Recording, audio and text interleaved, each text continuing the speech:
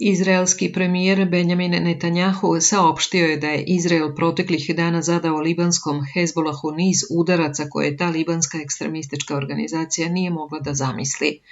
Ako Hezbolah nije razumeo poruku, obećavam da će to razumeti, naveo je Netanjahu u današnjem video saopštenju i najavio povratak stanovnika severa Izraela evakuisanih zbog napada Hezbolaha sa juga Libana, koji traje gotovo godinu dana. Nijedna zemlja ne može da toleriše pucnjevu na svoje građane, svoje gradove i mi, država Izrael, nećemo to tolerisati i učinit ćemo sve što je neophodno da povratimo bezbednost, saopštio je izraelski lider. U petak su u izraelskom udaru na stambenu zgradu u Bejrutu ubijeni komandanti elitne jedinice Hezbolaha, Ibrahim Akil i Ahmed Vahbi, uz druge visoko rangirane članove proiranske šiitske organizacije, prenose izraelski mediji.